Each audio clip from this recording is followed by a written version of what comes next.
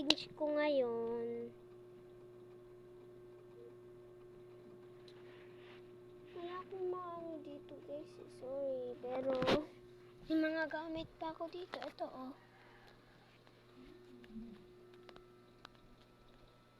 Yung mga gamit ko. Tsaka may ped mouse ako dito to. Ped mouse. Siya oh, cute niya. Ito. Cute niya. Ayun siya ulo ko. Hulog.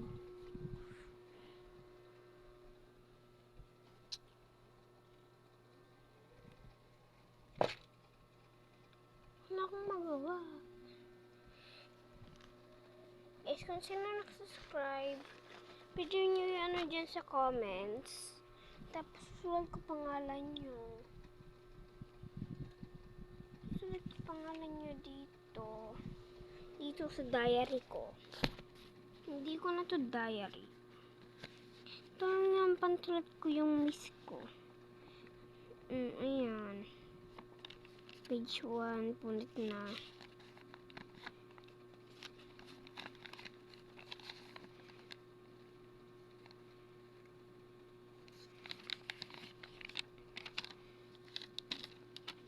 Ano subscribers? Sulat ko lang sub.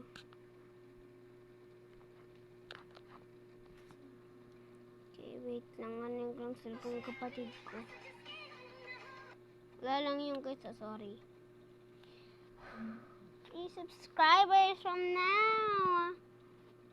Thank you very much. Kung sino nag-subscribe, pwede nyo sulat dyan yung pangalan niyo sa comments. Tapos, titignan ko na yun. Okay? Pasalamat. Thank you guys Sorry guys, palagi maingay dito sa amin. Palagi may inumin yan eh. Palagi may, ano dyan tawag dun? Naglalasingan. Yung mga names nyo, gusto ko lang isulat para ma-miss ko din kayo, no? Tapos, search ko pangalan niyo sa cellphone ko. Ito cellphone ko. Tapos, subscribe ako sa inyo. Kung gusto niyo. Tapos, may isa akong video dito, guys, Ito, oh. Kung nahanap niyo yung bulaklak, pwede kayo mag-subscribe. Ayun, kapatid ko to, eh. Ito, cellphone ng kapatid ko. Pakita ko sa inyo, guys. Ito cellphone nyo, nag-subscribe, pinasubscribe ko. Cringe ko ngayon, no guys? Ito, alam niyo itong kanta? My name, my age, my favorite color. My height, my sign, do I have a lover? Kung saan ako nakatira, guys. Wait lang. Kung saan ako nakatira, Masigla Pangarap. Caloocan Village, Barangay 181. Pwede nyo ko puntahan kung malapit lang kayo. Pwede nyo please sulat yung mga kung ilan taon kayo, kung anong pangalan nyo, tsaka asan na kayo nakatira. Susulat ko dito, oh. Sulat ko lang dito. Ayun, subscribers. Please. Tsaka, maliit lang naman bahay namin, oh. Tutor ko kayo. Diba? Ito yung kwarto namin. Ito yung kwarto namin. Wait lang, guys. Saan ko kayo papatong? Hindi, ito yung mahirap, eh. Ito. Ito lang. Ito, higaan ko to. Ito naman yung higaan ng tatay ko. Wait lang guys, lipat ko kayo. Ito yung higaan ng daddy ko. Sorry magulo guys Ito, inayos ng daddy ko tong higaan. Ito sa kapatid ko. Dito. Higaan ba niya?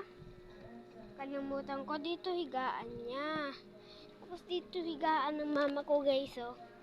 Ito, magkatabi sila. Ito kapatid ko, tapos ito si mama. Kami naman ni daddy magkatabi. Ito, oh, dito si daddy, dito ako. Gusto ko palagi ginto yung unan, eh. Matigas, guys, eh. Anong grade nyo na, guys? Pwede nyo sulat dyan sa comments. Tapos, ako grade 3. Ang hirap ng grade 3. Salamat. Magtatapusan na pa ang grade 4 naman. Sobrang hirap. Kailangan na pang mahirap, tiisin nyo lang. Ako nga yung hindi ako makabasa English. Inuratan ko.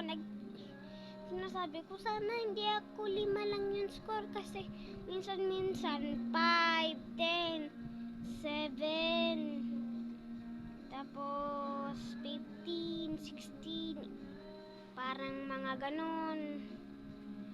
Tapos, yung nakuha ko, alam nyo, 21.